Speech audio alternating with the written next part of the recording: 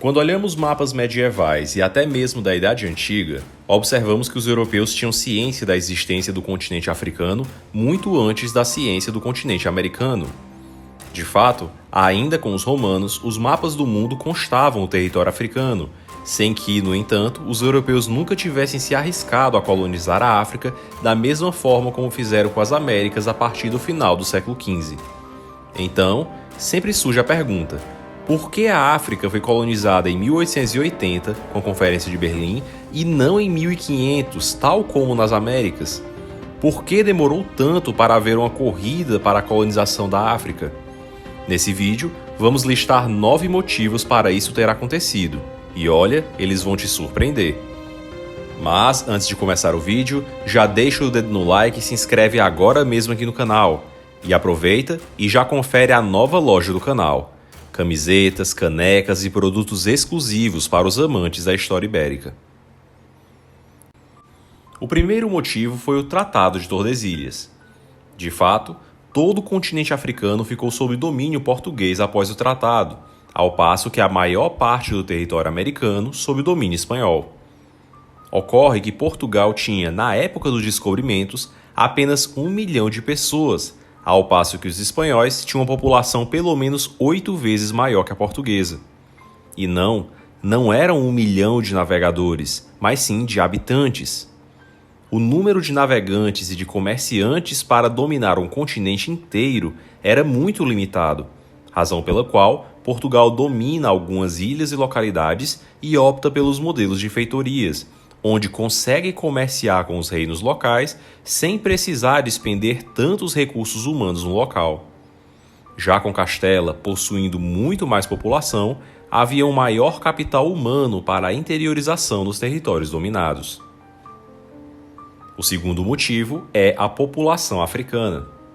Além da população portuguesa ser muito menor que a população espanhola, a infinidade de tribos e pessoas presentes na África também tornava a tarefa quase impossível. Podemos tirar como exemplo o intercâmbio dos portugueses com o Reino do Congo. Os primeiros viajantes portugueses descreveram a cidade de Mbanza-Congo como uma cidade grande, do tamanho da cidade portuguesa de Évora em 1491. No final do século XVI, a população do Congo era provavelmente cerca de 500 mil de pessoas, e no início do século XVII, a capital e o seu entorno tinham uma população de cerca de 100 mil pessoas, tendo uma em cada 5 habitantes do reino, de acordo com as estatísticas batismais compiladas pelos padres jesuítas. Essa concentração permitiu que recursos, soldados e alimentos excedentes estivessem prontamente disponíveis a pedido do rei do Congo, e isso tornou o reino extremamente poderoso e altamente centralizado. De acordo com a Groningen Growth and Development Center, a África representava quase 10% da população mundial nos séculos XV e XVI, ao passo que a América Latina, nessa mesma época, chegava a apenas 4%.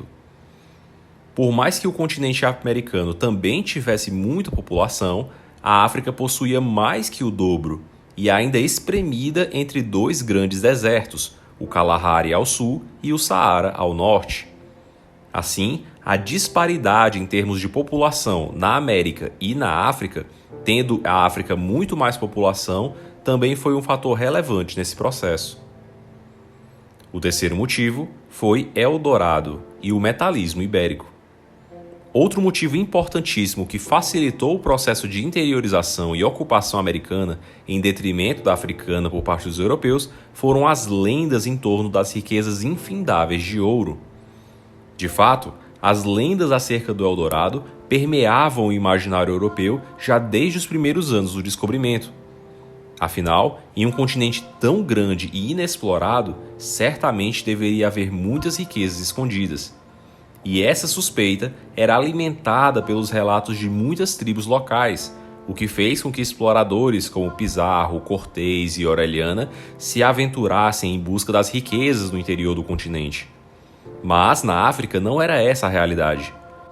Se nas Américas o contato foi com tribos que incentivavam o mito da Cidade Dourada, referindo-se aos astecas ou aos incas, na África muitas vezes o contato era justamente com as próprias tribos dominantes em si. Se observarmos ainda hoje os mapas de exploração de ouro em território africano e o mapa dos grandes impérios, não vemos nada comparado ao Eldorado.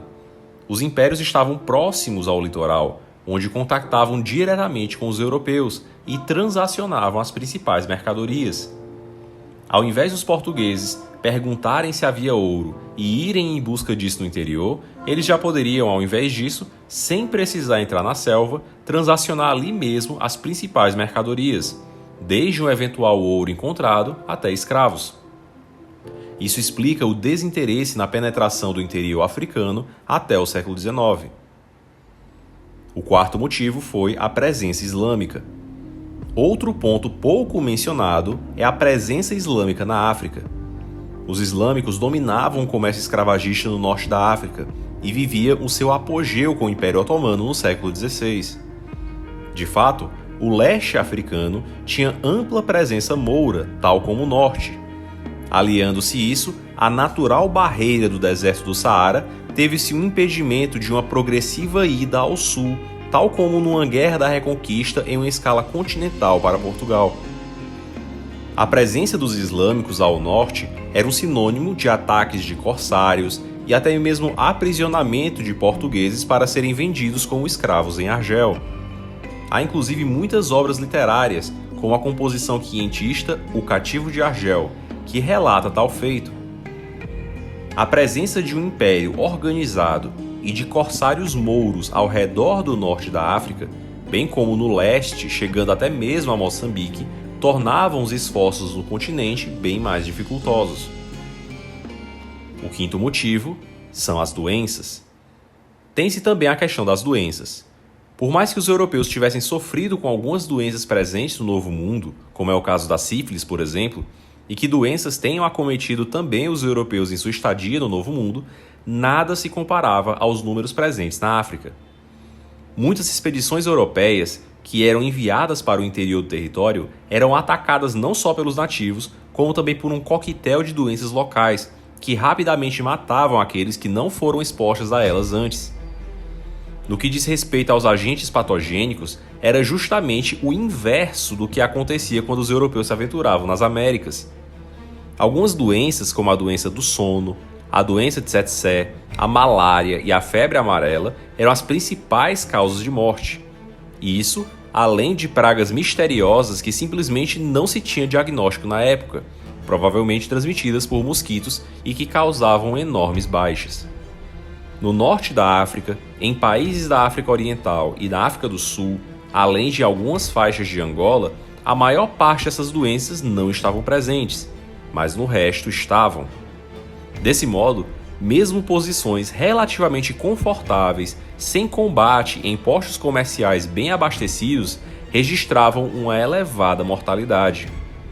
Por exemplo, entre os 73 funcionários da Royal African Company, uma companhia inglesa de tráfico negreiro, que chegaram na Costa do Ouro em 1695, 7 deles, ou seja, 10% da equipe, morreram nos primeiros 4 meses e 31 funcionários, 42%, nos primeiros anos.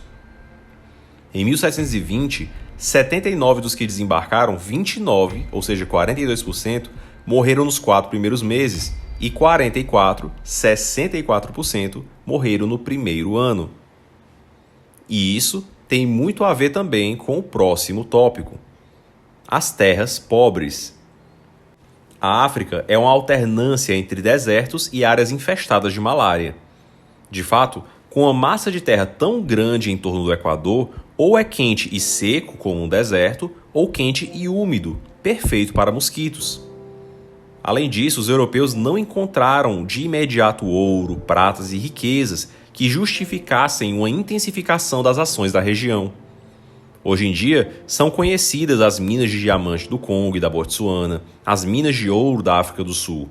Mas, no século XVI e XVII, o metalismo não era um dos fortes do continente.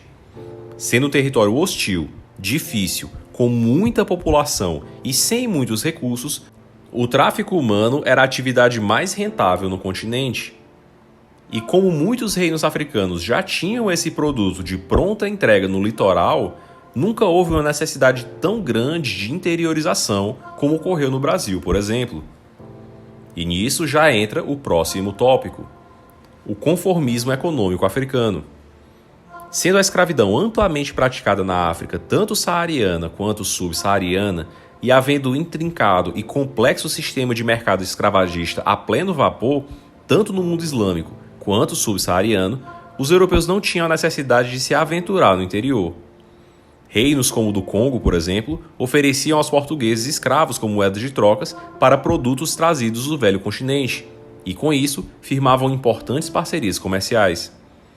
De fato, qual a necessidade que um português tinha de adentrar um território hostil, com muitas doenças, com muita gente poderosa e sem nenhuma fonte insaciável de ouro visível, quando naquele local já havia um reino organizado que disponibilizava exatamente o que ele queria? Isso explica o porquê os portugueses se limitavam a estabelecer feitorias no litoral africano e não adentrar mata adentro como fizeram os espanhóis em terras americanas. Mas o que vemos a partir de 1880 é que o processo de interiorização passou a ocorrer sim na África, e de forma muito radical, com os países partindo do continente africano entre si e uma imensa corrida colonial começando. Mas isso está muito mais ligado ao próximo tópico: as rivalidades europeias. E aqui entra um ponto muito interessante. Após o fim do tráfico negreiro para as colônias americanas, era interessante para os europeus não apenas matéria-prima para alimentar suas fábricas, como também mercado consumidor para os seus produtos. Desse modo, tem-se uma corrida expansionista rumo à África a partir do século XIX, que vai culminar na Conferência de Berlim em 1885. No entanto, até mesmo a partição da África ocorreu apenas para saciar a sede ocupacional das potências e não o interesse necessariamente nos recursos da região. A Alemanha, por exemplo, ficou com partes do deserto da Namíbia, sem população e de que quase nada se conseguia extrair. A França também quedou com grandes quantidades de deserto, e os britânicos, com medo de que os rivais franceses ficassem com mais terras, saíram ocupando vários terrenos na região.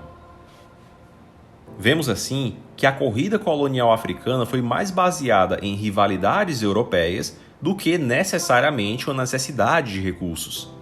Só depois de partir do território, muitos dos países passaram a se aventurar em seu interior em busca de recursos naturais, quase que descobrindo o continente muito depois de o repartir. E nisso, muitos países como França, Alemanha e Espanha se viram despendendo dinheiro na ocupação de áreas desérticas apenas para impedir que os seus rivais ocupassem primeiro. Isso fica ainda mais evidente ao vermos que na década de 1870, apenas 10% do continente africano estava sob o domínio europeu direto, e em 1900, os europeus já controlavam mais de 90% do continente. Isso pode ser visto também na própria ocupação de Angola por Portugal.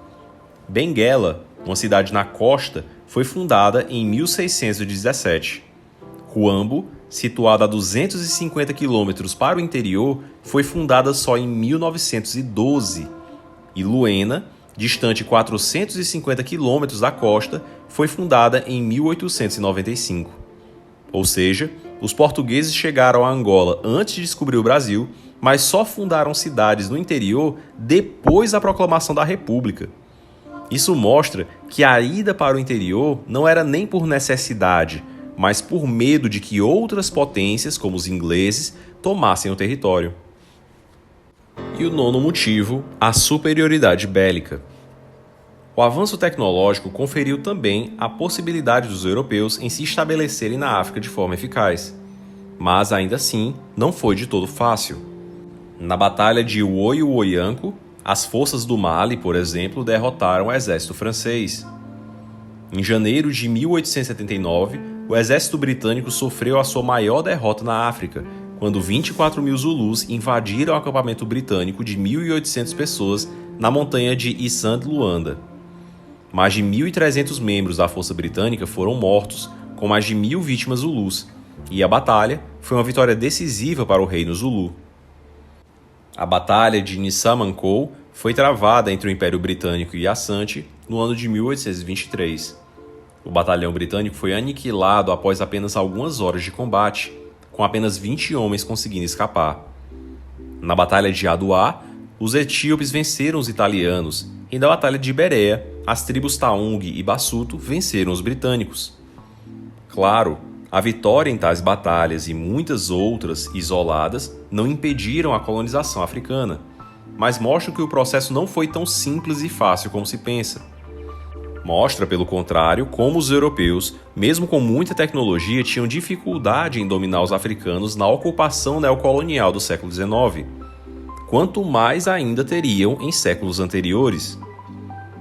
Os avanços na ciência médica, em especial no campo das doenças tropicais, tornaram mais seguro para os europeus irem à África. Os avanços também com as armas de fogo, particularmente o desenvolvimento do rifle de repetição, da metralhadora e da artilharia leve, permitiram que unidades militares derrotassem um maior número de oponentes, reduzindo ainda mais o custo de conquista. As máquinas a vapor melhoradas deram aos navios mais capacidades, exigindo menos espaço para combustível, enquanto as ferrovias ampliaram o alcance do comércio europeu para além das costas. E foram esses os motivos para a demora do colonialismo em território africano. E você, qual a sua opinião? Por que os europeus, na sua opinião, demoraram tanto para colonizar o interior do território africano? Dos motivos que a gente expôs aqui, você acha que algum deles predominou mais? Então deixa a sua opinião aqui nos comentários e compartilhe esse vídeo com seus amigos para fortalecer o nosso trabalho.